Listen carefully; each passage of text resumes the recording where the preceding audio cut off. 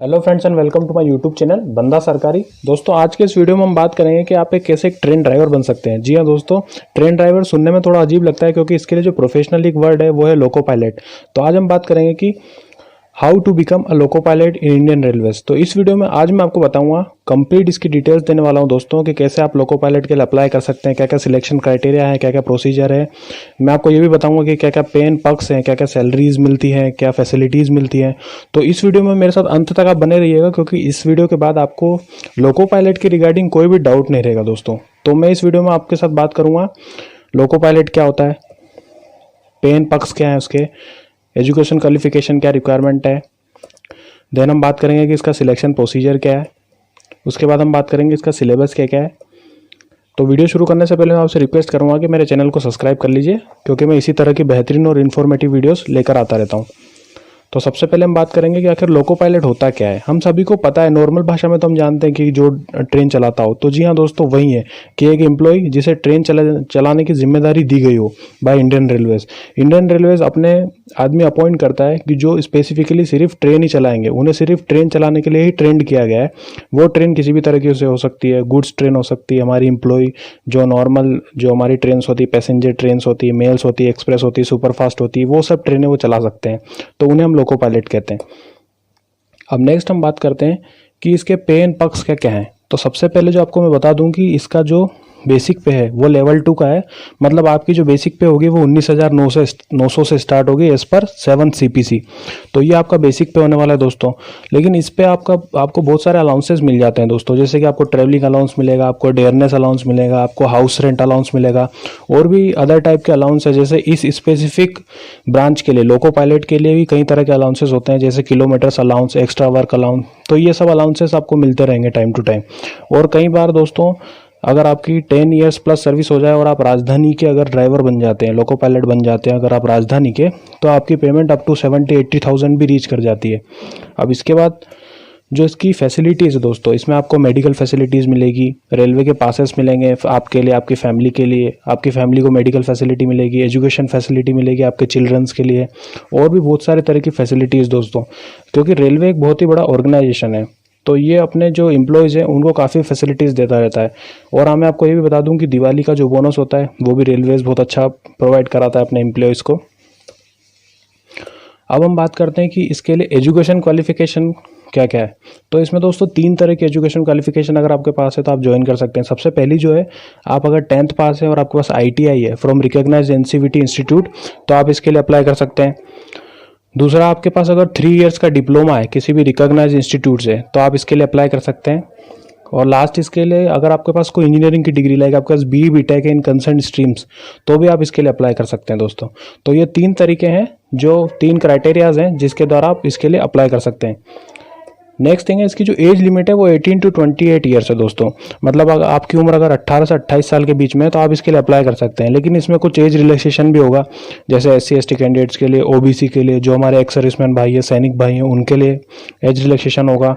और जो खुद रेलवे के एम्प्लॉय हैं किसी लोअर ग्रेड में, और अगर वो अपने आप को इम्प्रूव करना चाहते हैं तो उन्हें भी एज रिलैक्सेशन मिलेगा।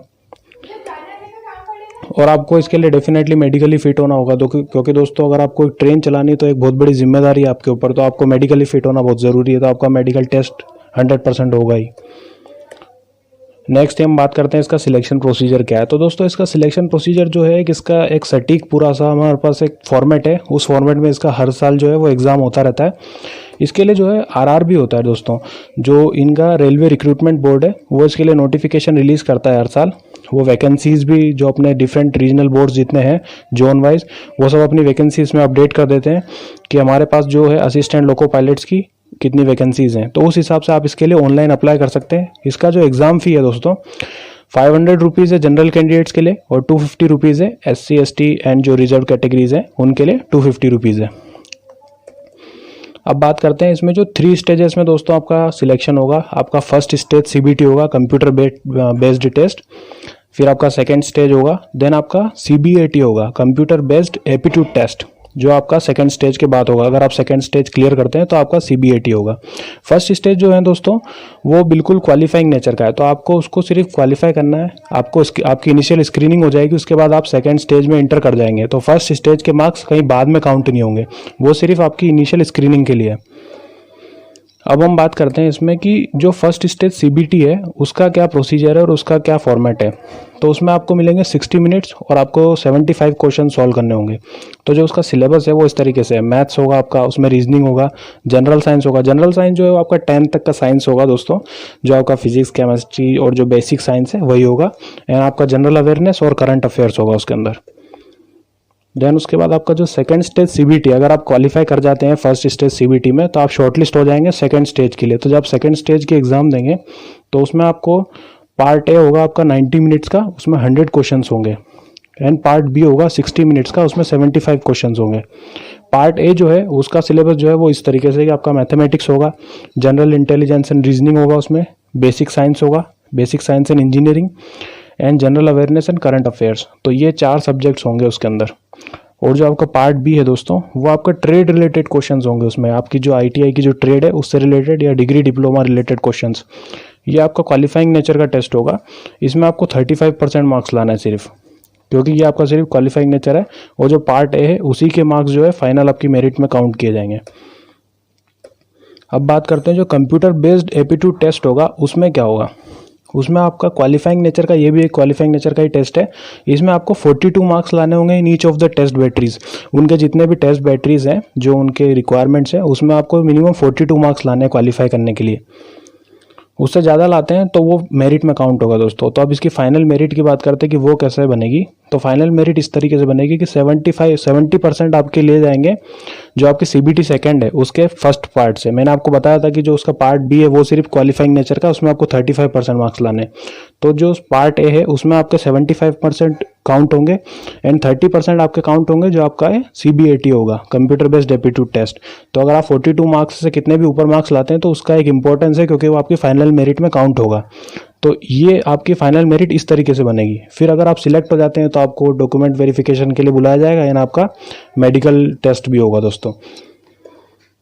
तो दोस्तों ये थी कंप्लीट इन्फॉर्मेशन कि कैसे आप एक रेलवे में एक employee as a loco pilot join कर सकते हैं और एक परमानेंट एम्प्लॉय बन सकते हैं। क्योंकि दोस्तों जो लोको पायलट जो एक पोस्ट है उसके लिए वैकेंसीज रेलवे हर साल रिलीज़ करता है और लोगों की बहुत डिमांड भी है इसमें, इस फील्ड में बहुत भी डिमांड भी है और लोग ज्वाइन भी करते हैं, क्योंकि बहुत ही एक प्रेस्टिजियस जॉब है और एक अच्छा ऑर्गेनाइजेशन है रेलवे।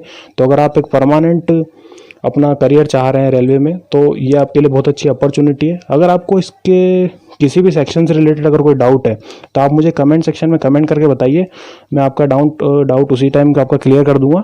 और आप मेरे चैनल को सब्सक्राइब कीजिए, क्योंकि मैं इसी तरह की वीडियोस फ्यूचर में लेके आता रहूँगा। थैंक यू दोस्तों।